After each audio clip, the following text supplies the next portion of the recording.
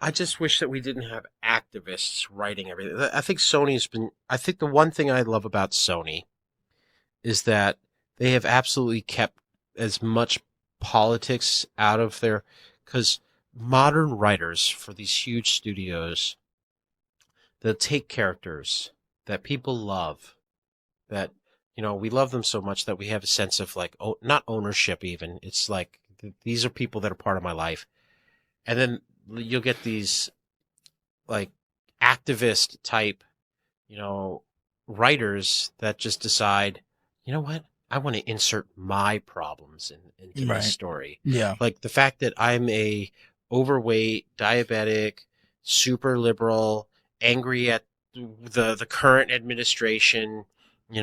How do I put that into the story? And it takes most people out of the story because it's like that's not the character that I love. That's not a character that is part of me, you know. And they did that. They did that with a lot of the modern Star Wars. They did that um, with uh, Amazon stuff, with the Lord of the Rings. Like they're just like, oh, okay. So we have this story written by people that had like a certain vision. Well, what I think it needs to be. No, no, no, no. Like follow and they did it with the Halo, where you got a Mm, bunch like Halo was originally written and made by manly nerds. Yeah, they probably didn't get enough sun because they're computer nerds, but they loved guns. They were all about the military. They had 9/11 that had just happened, or there was a war on terror or whatever the hell.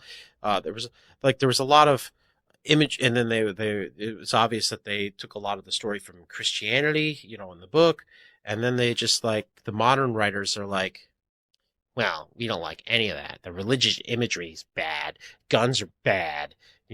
Like the chief, he's not a good guy. We need to make him gray, and it's like, and then they're inserting themselves in the story, and that's not what you're supposed to do, yeah. especially for things that people revere.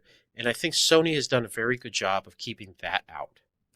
They're a Interesting. Japanese It's company. an interesting take. I mean, overall, I come at it from a writer's perspective. Writing's hard, and It ain't easy. it's like those people sell it to somebody who buys it and then makes it into a movie. So it's like, is it their fault that they wrote something? I mean, it's just it's an interesting take to be like, Well, it's the writer's fault. It's because it's like well, somebody has to buy it and produce it, and yeah. Sony, yeah, Sony bought it, yeah. and they're a Japanese company that's like, no, no, we just want to make an entertaining film. Yeah, but like Let's with just have a something good like movie. Halo, which is maybe you said it started with, it's more it has more Christian basis or It's military basis or whatever, Yeah, but it's kind of like it's almost like a sellout to just be like, okay, let's try it with this other way that people might like this way better. It's almost like a sellout in a lot of ways well, what happens is, because people don't know and studios don't know what people want, so they just like try different things. yeah. Well, what happens was with Halo is that it was Bungie, Yeah, and it was like a small company of dudes, and then they got widely big. They got bought, and part of the new corporate structure is you got to have your certain hiring practices hmm, and your office standards of today with yeah, the bureaucracy of offices and all yeah, that other bullshit. right. And then and now you have like people who are active on social media and they're like politics. It's Right. like no, no, no, Right. no, no, no. Right. Like you just how about game? Sure. I Yeah. love the Yeah. No, I game. mean, it's That's my interesting. life. That's what I I mean, we're talking about entertainment, so it's yeah. like this Don't should be entertaining versus, preachy yeah, versus instead of preachy. putting your own message in the story. Yeah. How about you put the story's message in the story? Right. Like the story is this and this, and it leads to Well, this they and this. call it like subtext. They call it like theme, which is like you could have a message in there. You could have a really powerful message in there, but you don't like it's not heavy handed. It's got Yeah. and it's just the corporate structure of today's Hollywood and gaming. Gaming is collapsing right now Is it? because well, it's it turned into largely stories. gaming is is storytelling now. It's used to be just blocks and squares moving around, but as the fidelity got up, now there's a story that people want. And, now that you have to be engaged through the story, the writers want to insert their own messages and their own feelings and stuff into it. And a lot of it's counter what the audience grew to like. Right. Like I like guns and I like shooting the bad guy. Yeah. Now there's morally gray where the bad guys, I don't know, they might just be needing to steal bread. Like now I'm supposed to feel sympathy for the awful orcs. Like Amazon made it so that the orcs have families and they're just the victims of their own circumstances. Even though in the stories, orcs are evil. They're corrupted elves. And one of the things that J.R. Tolkien nailed down as his overall premise, it was never written in the books, this one sentence, but it's the overarching theme of The Lord of the Rings and The Hobbit, is that evil cannot create. It can only corrupt.